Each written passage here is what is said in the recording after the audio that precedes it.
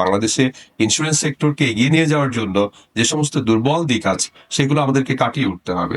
অর্থনীতি, সামষ্টিক অর্থনীতির সামগ্রিক যে অবস্থা, এটা বাংলাদেশের জন্য কিন্তু খুব বেশি সুখকর নয়। এরকম একটি অবস্থায় আমরা যেখানে জলবায়ুর ঝুঁকি আছে, এখানে দেখা যাচ্ছে যে কর্মহীনতার ঝুঁকি আছে, দারিদ্র্য থেকে উত্তরিত হতে না পারার ঝুঁকি আছে, ব্যবসা বাণিজ্যের যে কনজেনিয়াল এনভায়রনমেন্টের কথা বলি, that means doing business index, এ ধরনের একটি ইন্ডেক্স আছে, সেখানেও দেখছি আমরা কিন্তু আসলে পিছিয়ে পড়ছি। আমাদের কস্ট অফ ডুইং বিজনেস এটা ধীরে ধীরে বেড়ে যাচ্ছে।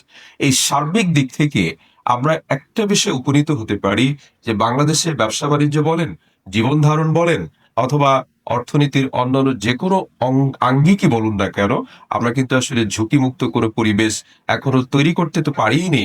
আমরা তৈরি করার জন্য যে যে উপযুক্ত পরিবেশগুলো তৈরি করা দরকার, যে যে ইন্ডেক্সে, যে যে সেক্টরে আসলে উন্নতি করা দরকার, আমরা কিন্তু সেটা এখনো কিন্তু পরিকল্পনার মধ্যে আনতে পারিনি। আমি বলতে চাচ্ছি, এটাই হচ্ছে ইন্স্যুরেন্স সেক্টরের জন্য একটি অপার সম্ভাবনার একটি জায়গা। ইন্স্যুরেন্স হচ্ছে সেই জায়গাটা একটি হিট করবে যেখানে হচ্ছে ঝুঁকির বাস্তবতাটা আছে, ফরকাস্টিং আছে, এবং সেখানে এই ইন্স্যুরেন্স সেক্টর তারা হচ্ছে ঝুঁকিটা সঠিকভাবে নিরূপণ করতে সক্ষম হবেন এবং সেই আঙ্গিকে যুগোপযোগী সেবা জনগণের দোরগোড়ায় নিয়ে যেতে তারা হচ্ছে প্রতিশ্রুতিবদ্ধ থাকবেন এবং তারা নিয়ে যাবেন। মানুষের জীবনযাত্রার মানটাকে উন্নয়নের জন্য তারা সহযোগিতা করবে।